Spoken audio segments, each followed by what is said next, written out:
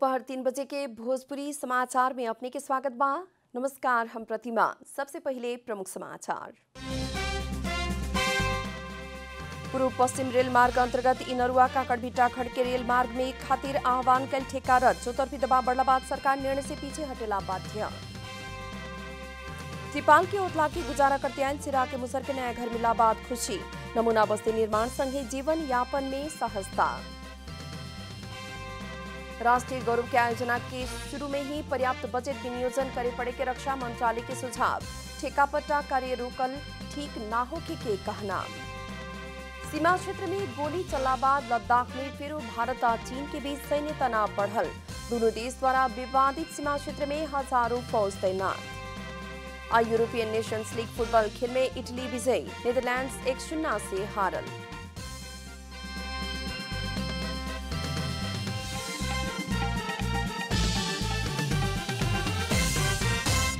आप पूरा समाचार। पूर्व पश्चिम रेल मार्ग अंतर्गत इनरुआ काकड़भिट्टा खंड के रेल मार्ग खातिर आह्वान कल गेल ठेका रद्द भइल बा। रेल विभाग इतवार के इनरुआ काकड़भिट्टा सड़क खंड के रेल मार्ग में ट्रैक बेड निर्माण खातिर आह्वान कल 32 अरब के ठेका के सभी प्रक्रिया रद्द करे के निर्णय कैले बा। सार्वजनिक खरीदन महालेखा परीक्षक के कार्यालय आ अख्तियार दुरुपयोग अनुसंधान आयोग के निर्देशन के खिलाफ जग्गा ना भइला के बावजूद राजनीतिक पहुंच आ प्रभाव के आधार में आह्वान कल गेल ठेका रोकेला चौतरफी दबाव बढ़ला बाद सरकार आपन लिहल निर्णय से पीछे हटल है। ठेका रद्द कैल बारे रेल विभाग आज सार्वजनिक सूचना जारी कैले बा। भौतिक पूर्वाधार तथा यातायात मंत्रालय स्रोत भी ठेका रद्द कैल जानकारी दिले बा। ठेका प्रक्रिया में अनियमितता भइल समाचार जनता टेलीविजन बारंबार प्रसारण कैले रहे। समाचार के प्रभाव आ सर्वसाधारण के दबाव के चलते ठेका प्रक्रिया रद्द भइल है। प्रधानमंत्री केपी शर्मा ओली 54वां अंतर्राष्ट्रीय साक्षरता दिवस के अवसर में शुभकामना व्यक्त कैले बानी। प्रधानमंत्री ओली साक्षरता आ सामाजिक सचेतना के साथ कोविड-19 के संकट सामना करत आगे बढ़े खातिर दिवस सफल होखो कहत शुभेच्छा व्यक्त कैले बानी।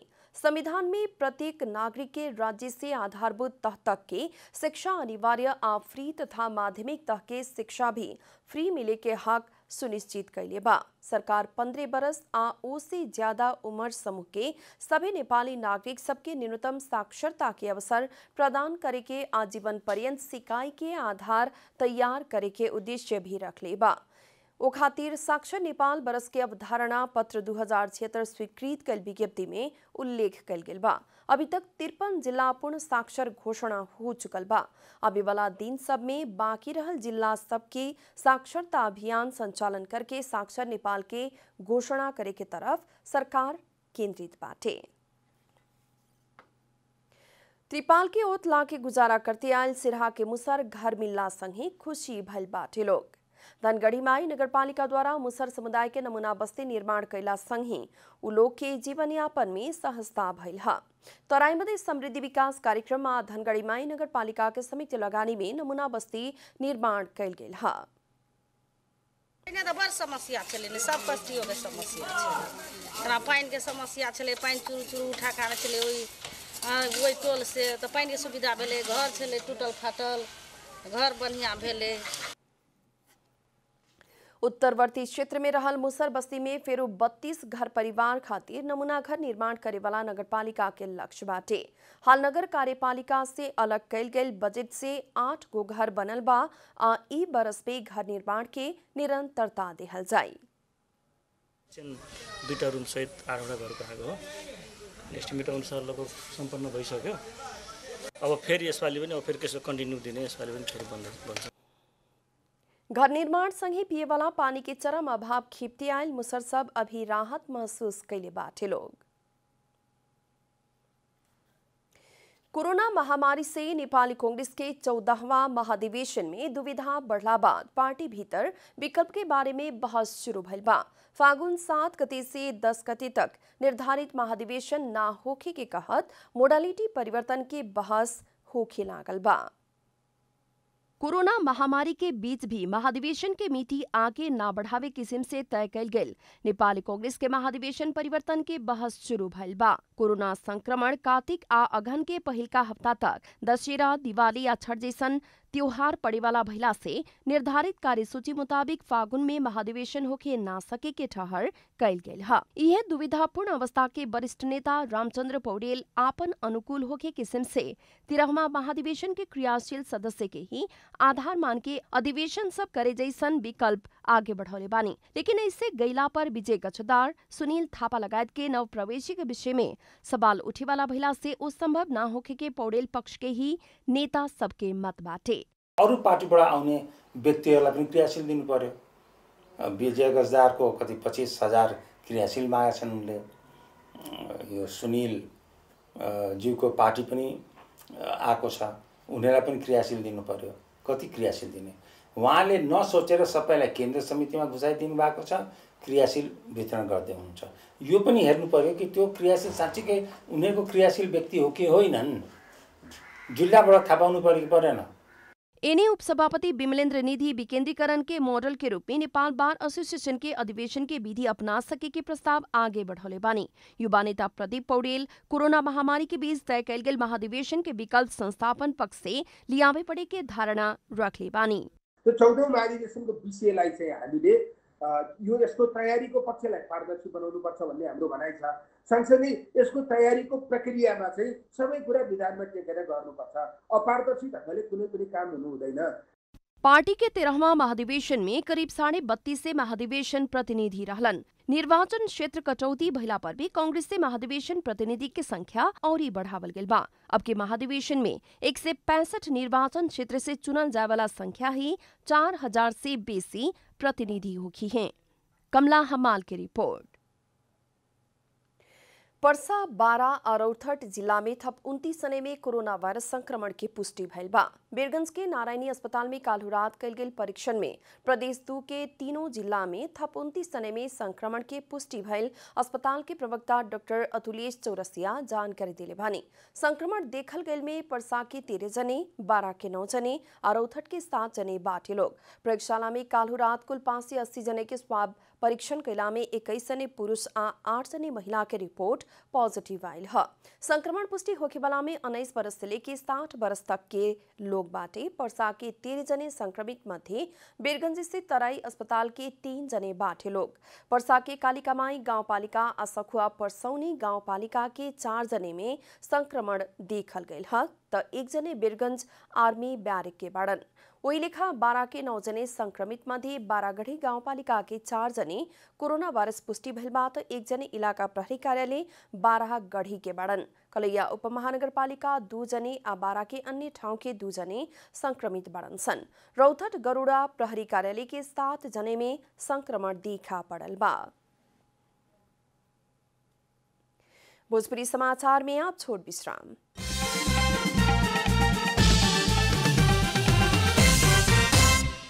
भोजपुरी समाचार में आप बाकी समाचार। कोरोना वायरस के जोखिम के कारण विश्व ही आक्रांत भइल समय रूपंदेही के आयुर्वेद अनुसंधानकर्ता सब कोरोना के दवाई तैयार कैल दावी कैले बा।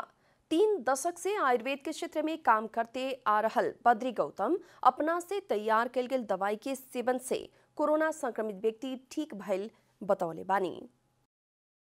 2048 साल से आयुर्वेद अनुसंधान में लागल रूपंदेही के भैरहवा के डॉक्टर बद्री गौतम कोरोना के दवाई तैयार कैल दावी कैले बानी। अपना से तैयार कैल दवाई सेवन करके कोरोना संक्रमित लोग ठीक भइल गौतम के कहनाम बाटे। भएको औषधिको एउटा चाहिँ स्वर्णघटित द्रव्यबाट तयार हुन्छ भने अन्य चाहिँ स्थानीय जडीबुटीबाट बनाइन्छ। त्यसलाई गोलीको रूपमा बनाइन्छ। एउटा गोली बिहान एउटा बेलुकी गोली खाँदाखेरि सामान्य लक्षण भएकाहरूले 10 दिनमा चाहिँ नेगेटिभ बनाएको छ। अनि अलि जटिल बिरामीलाई चाहिँ 2 गोली खुवाउने गरिएको छ। त्यस्तोलाई पनि ठिक भएको छ। अर्कबटी नामदेहल दवाई से कोरोना के लक्षण देखा पड़ल बीमार से सेवन कैला पर ठीक भइल गौतम के दावी बा। गौतम के मुताबिक अर्क के अर्थ सूर्य आ बटी के अर्थ गोली भइला से दवाई के नाम अर्कबटी राखल गयल है। बाजार में मिले वाला स्वर्णयुक्त सिद्ध मकर ध्वज आ नेपाल में ही उपलब्ध होखे वाला अर्क, सप्तकर्ण, तटेलो, बबूर आ असुरो के सम्मिश्रण से दवाई तैयार कैल बतावल गयल बा। अब कोरोना भएको छ या त्यो प्रकृतिका लक्षणहरू देखिए भने पनि हामी खुवाउँछौँ। पोजिटिभ मात्रै भएर आउँछ, रिपोर्ट आउनु 6 दिन 7 दिनमा रिपोर्ट आइरहेको छ। 6-7 दिनसम्म त उसको ज्यान गइसक्नु सक्छ। त्यसले गर्दाखेरि जब कोरोना जन्य लक्षण देखियो भने यसलाई सेवन गराउँदाखेरि पोजिटिभ रिपोर्ट आयो भने अब 10 दिनका दिन नेगेटिभ आउँछ। डॉक्टर गौतम विक्रम सम्मत 2048 साल से अभी तक 36 करोड़ रुपया जड़ी बूटी के अनुसंधान और उत्पादन में खर्चा कैल जानकारी दिले बानी। औषधि विभाग में आयुर्वेद दवाई के रूप में दर्ता भइला बाद वैधानिक रूप में अर्कबटी के बाजार में लियावे के गौतम के तैयारी बा। रूपंदेही से विकास पराजुली की रिपोर्ट। कपिलवस्तु के विजयनगर गाउँपालिका स्थित नेपाल भारत सीमा में पड़े वाला चिराई नदी के 8 को पिलर पुनर्निर्माण नहीं हो सकल। चिराई नदी कुछ दिन पहले पड़ल बरखा के कारण सीमा आसपास के 8 को पिलर दहावले रहे। नदी से 577 से 578 बीच के 8 को पिलर दहावल सीमा प्रहरी जानकारी दिले बा। कमसल निर्माण सामग्री के प्रयोग आ भारी बरखा के चलते पिलर दहावल जनप्रतिनिधि लोग बतावेलन।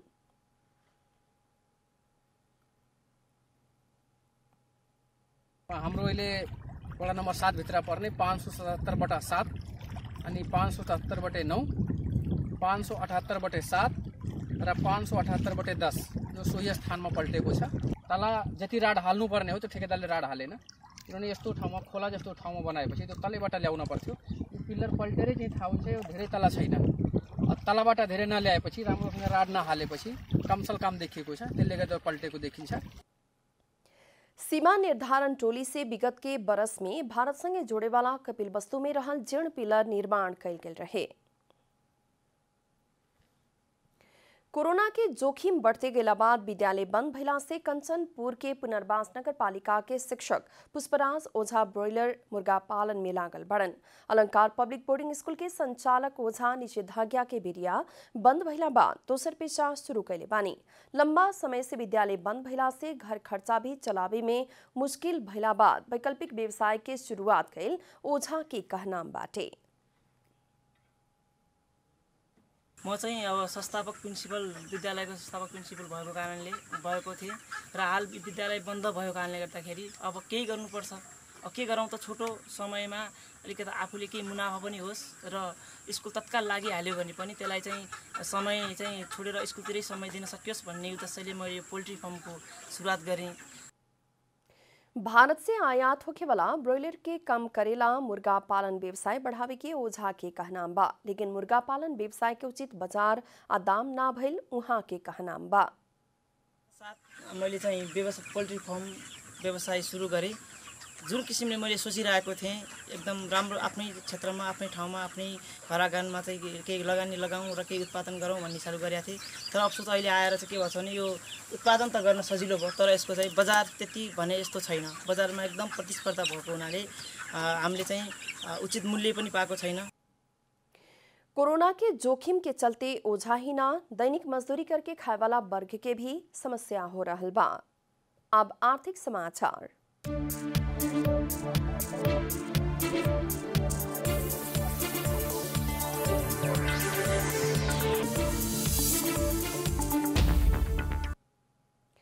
राष्ट्रीय गौरव एवं प्राथमिकता प्राप्त आयोजना खातिर आर्थिक वर्ष के शुरुआत में ही पर्याप्त बजट विनियोजन अख्तियारी ना होखी तो निर्माण लक्ष्य हासिल करेला कठिन होखे के निष्कर्ष निकालल गेल बा। रक्षा मंत्रालय आयोजना कार्यान्वयन के प्रभावकारी बनावे खातिर संबोधन करे पड़े के विषय के बारे में अंतर मंत्रालय विशेष महत्व के साथ लिपि पड़े के सुझाव दिले बा। मंत्रालय काली गंडकी कॉरिडोर, कर्णाली कॉरिडोर, बेनीघाट, आरूघाट, लार्के भन्ज्याङ, खादबारी, संखुआ सभा, दार्चुला, टिंकर लगायत के सड़क निर्माण खातिर आर्थिक वर्ष के शुरुआत में ही पर्याप्त बजट विनियोजन आ अख्तियारी के जरूरत दिखौले बा। वन मन्त्रालयद्वारा राष्ट्रपति चुरे संरक्षण कार्यक्रम कार्यान्वयन खातिर बजेट तथा अख्तियारी भी समय में ही सुनिश्चित करेला मंत्रालय सुझाव दिले बा। काठमाडौँ तराई मधेश द्रुत मार्ग के निर्धारित समय में पूरा करे खातिर कोकना क्षेत्र के जगह के मुआवजा वितरण संबंधी विवाद के जितना जल्दी हो सके समाधान करेला जोर देहल गेल बा। आयोजना के द्रुत रूप में आगे बढ़ावेला निर्माण स्थल आसपास के वन जंगल, नदी नाला, खानी, ऐलानी और सरकारी जगह से आवश्यकता मुताबिक निर्माण सामग्री उत्खनन करके सहज रूप में प्रयोग करेला स्पष्ट कानूनी व्यवस्था मिलावेला भी आवश्यक देखल गए मंत्रालय जनौले बा। कुछ कार्यक्रम के बजट निकासा लेट भइला से समय में ही ठेका पट्टा के काम आगे बढ़ावे ना सकल मंत्रालय जानकारी दिले बा। नेपाल उद्योग वाणिज्य महासंघ के 54वां वार्षिक साधारण सभा एवं निर्वाचन खातिर 3 गो विकल्प देहल गेल बा। साधारण सभा आ निर्वाचन के मोडालिटी तय करेला साउन 21 गते गठित समिति द्वारा 3 मॉडल सब प्रस्तुत करके महासंघ अध्यक्ष भवानी राणा के प्रतिवेदन बुझावल गेल बा। प्रतिवेदन में वार्षिक साधारण सभा के उद्घाटन, बंद सत्र और ई समापन कार्यक्रम वर्चुअल जूम मार्फत करेला सुझाव भी देहल गेल बा। पहिलका विकल्प में जिला नगर वस्तुगत द्विराष्ट्रीय एसोसिएट के काठमाडौँ में प्रत्यक्ष निर्वाचन करे के सुझाव देहल गेल बा। दोसर का जिला नगर क्षेत्र के संबंधित प्रदेश में आ वस्तुगत एसोसिएट के काठमाडौँ में करे के विकल्प देहल गेल बा। तेसर का कंप्यूटराइज्ड एवं ई वोटिंग मार्फत करेला सुझाव देहल गेल बा। समिति से स्वास्थ्य के सभी प्रोटोकॉल एवं सरकार के स्वास्थ्य निर्देशन से पालना करके कोरोना संक्रमण की अवस्था देख के निर्वाचन के 3 को मोडालिटी बनावल गेल बा। समिति में जिला नगर उद्योग वाणिज्य संघ क्षेत्र से अरुण राज सुमार्गी और डीबी बस्नेत, वस्तुगत क्षेत्र से इंजीनियर विनोद ढकाल और सुनील गोपाल श्रेष्ठ और एसोसिएट क्षेत्र से भरतराज आचार्य और रंजीत राज आचार्य बानी। भोजपुरी समाचार में फिर छोट विश्राम।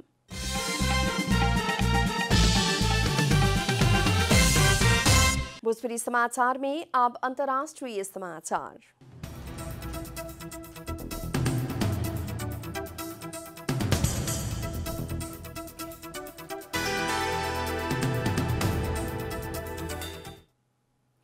भारतीय सेना से विवादित हिमाली सीमा क्षेत्र में गोली चलावल दावी चीन कैले बा। सीमा क्षेत्र में गोली चलला बाद लद्दाख में फेरू भारत और चीन के बीच सैन्य तनाव बढ़ल बा।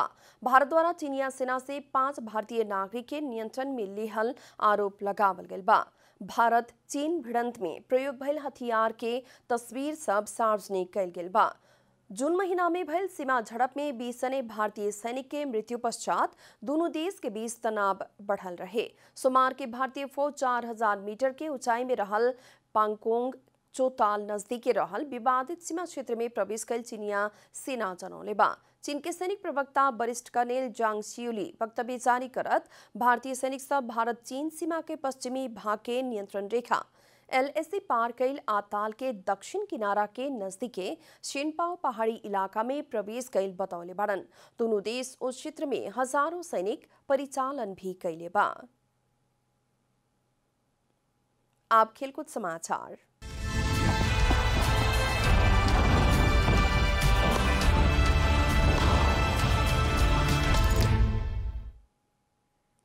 यूरोपियन नेशंस लीग फुटबॉल अंतर्गत सोमवार के रात भइल खेल में इटली विजयी भइल बा। समूह A1 में रहल इटली पहिलका खेल में बराबरी में रुकल रहे। सोमवार के रात भइल दोसर का खेल में इटली नीदरलैंड्स के 1-0 से हरौले बा।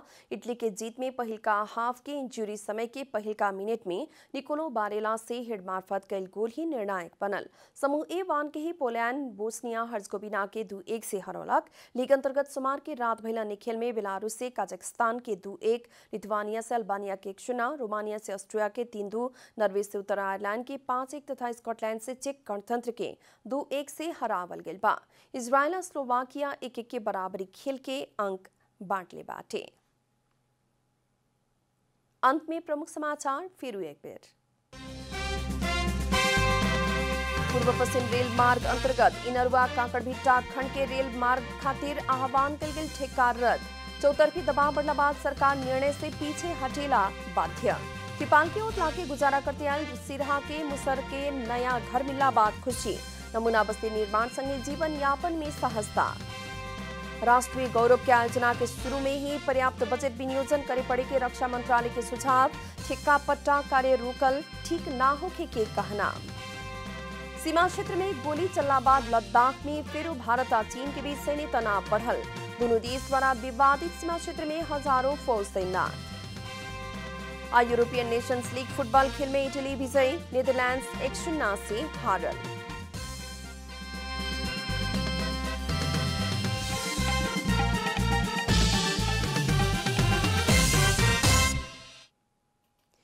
भोजपुरी समाचार अभी खातिर इतना ही। जनता द्वारा जनता खातिर प्रसारित जनता टेलीविजन के कार्यक्रम सब अपने यूट्यूब, ट्विटर, फेसबुक का हमनी के वेबसाइट जनतासमाचार.com में भी पढ़ आ देख सकतानी लोग। सूचना में अपने के सहभागिता, समय में समाचार, हमनी के प्रतिबद्धता।